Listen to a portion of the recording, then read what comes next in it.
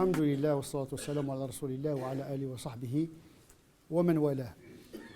Nous avons abordé la dernière fois un attribut d'Allah subhanahu wa ta'ala, celui de la pudeur. Nous avons un Dieu pudique. Et la pudeur à l'égard des hommes nécessite une sensibilité aiguë. Et c'est un état spirituel et moral. Aujourd'hui, le mot pudeur chez beaucoup de musulmans est galvaudé. On mélange le culturel, les codes culturels avec le principe moral, spirituel de la pudeur. Parfois, on mélange le principe avec la règle culturelle. On va essayer un peu de déblayer l'interaction du principe de la pudeur, comme il a été traduit par le prophète sallallahu alayhi wa sallam, ses compagnons, comment aujourd'hui, ici, maintenant, nous devons traduire le principe de pudeur comme un principe d'existence au sein de l'humanité, qui consiste à être présent et distant, apparent et caché. La pudeur de Dieu, c'est de montrer ses bienfaits et de cacher son essence. On voit le don, mais le donateur reste discret. La pudeur nécessite le concept de la discrétion, l'effacement, la distance, et non l'ostentation et l'étalage. C'est céder la place à l'autre. C'est de quitter l'égocentrisme pour pouvoir mettre l'autre au centre de notre intérêt moral. La pudeur, c'est toujours par rapport à l'autre. D'abord par rapport à Dieu, on va voir dans les sermons qui viendront comment traduire la pudeur à l'égard de Dieu qui nous regarde. Nous vivons sous le regard de Dieu, mais également nous vivons parmi les hommes. Des regards à prendre en considération, parce que la pudeur, c'est d'abord prendre en considération le regard de l'autre. Ce que l'autre regarde de nos comportements.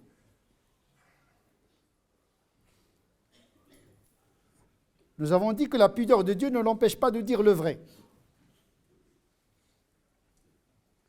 sans impudence.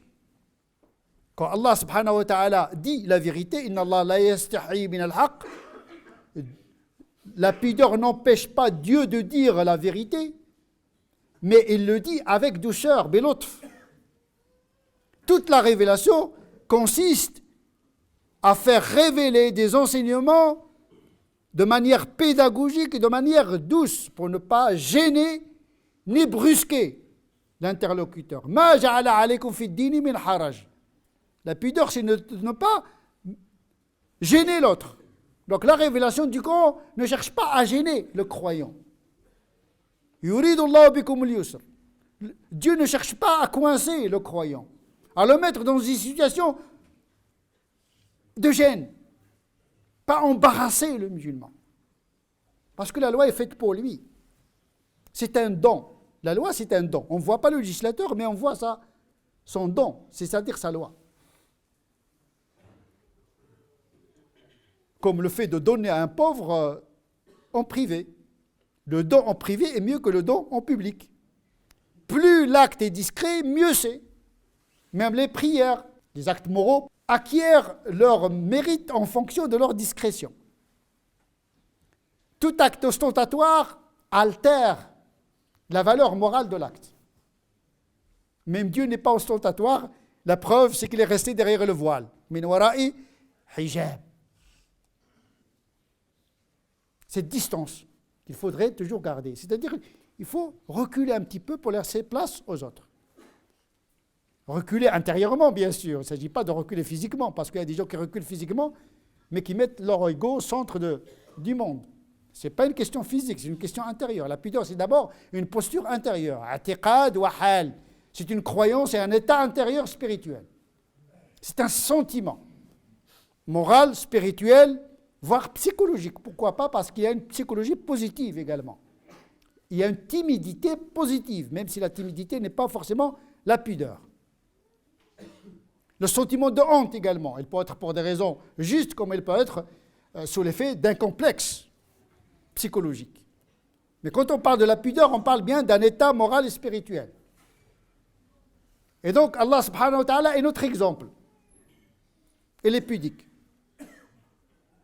Le prophète sallallahu alayhi wa sallam à cet égard est notre exemple humain accessible. Il y a des gens qui vont dire oui, Dieu il est pudique, c'est Dieu. Sauf qu'on a une religion où il n'y a pas d'incarnation. Dieu ne s'est pas fait chair, il n'est pas venu sous forme humaine. Ce qui rendrait le modèle humain divinisé inaccessible. Donc il nous a envoyé un homme, un être humain, avec ses défauts et avec ses qualités. Sauf que les défauts du prophète sallallahu alayhi wa sallam sont minimes par rapport aux nôtres, et ses qualités, ce sont les meilleures qualités. Je peux commettre des erreurs.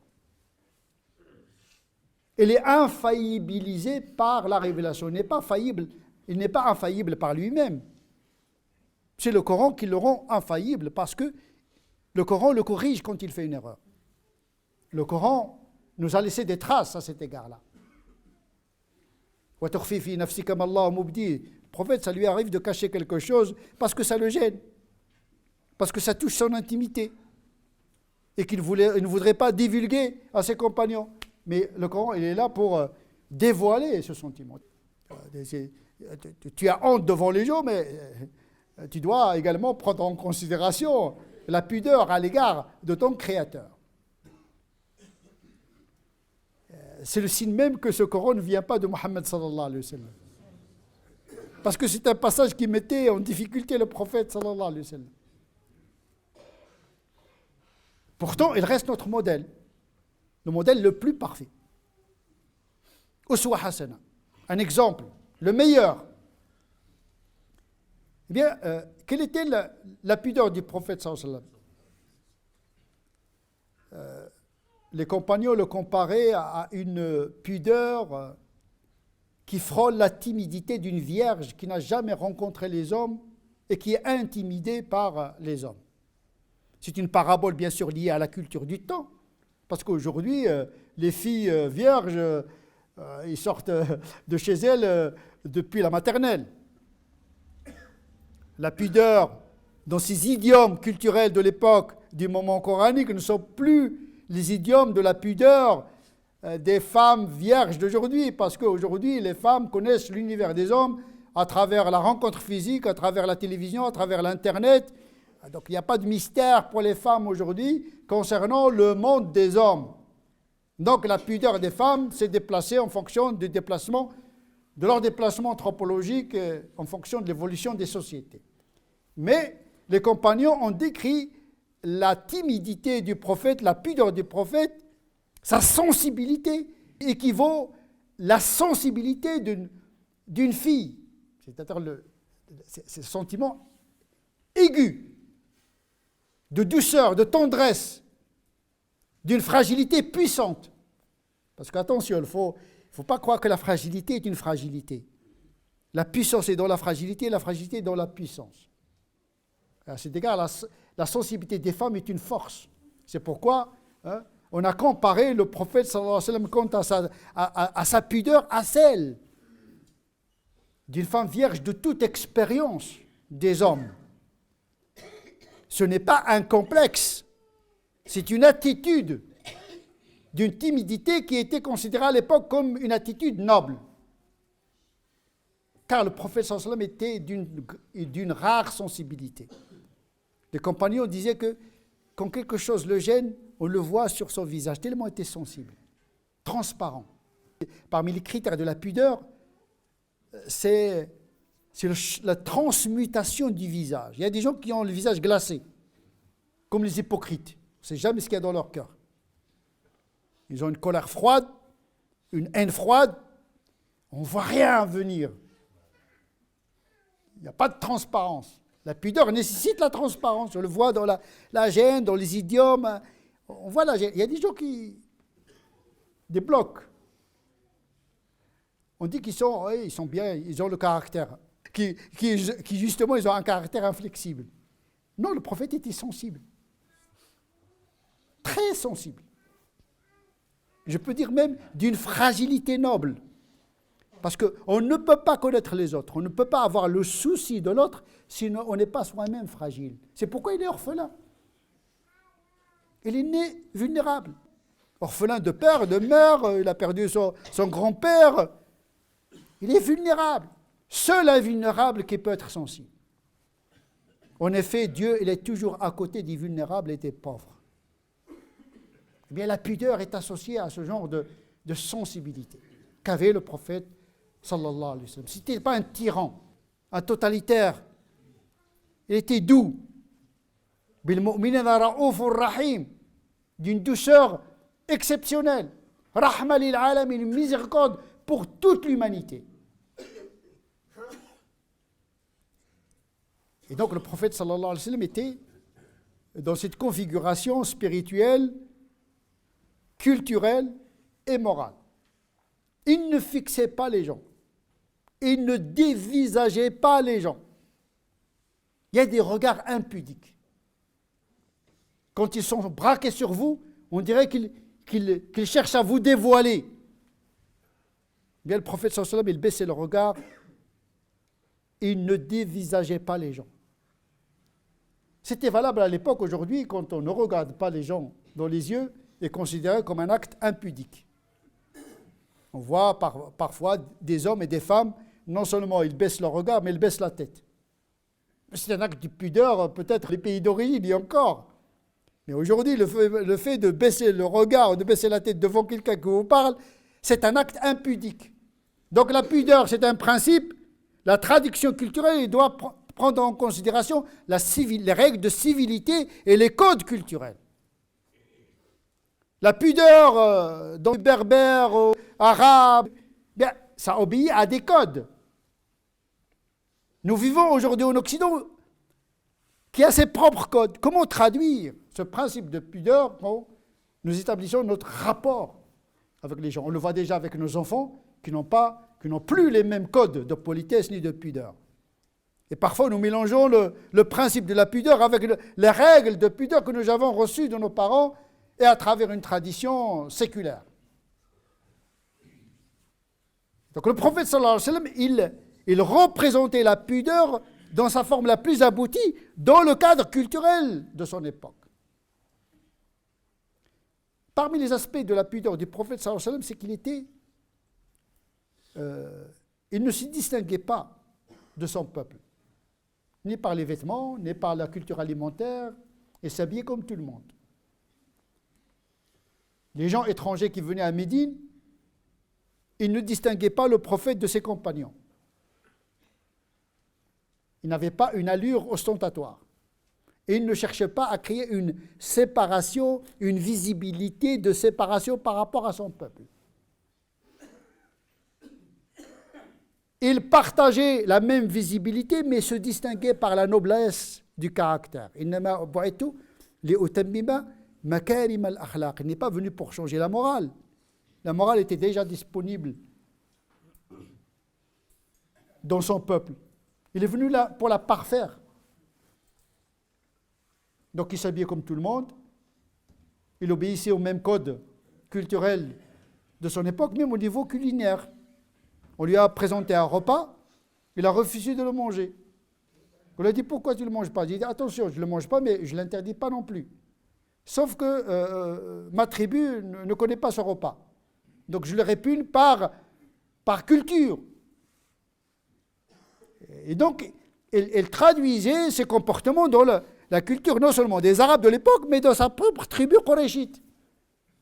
Donc les principes moraux vont jusqu'à des nuances d'appartenance régionale. Et le prophète sallallahu alayhi wa sallam,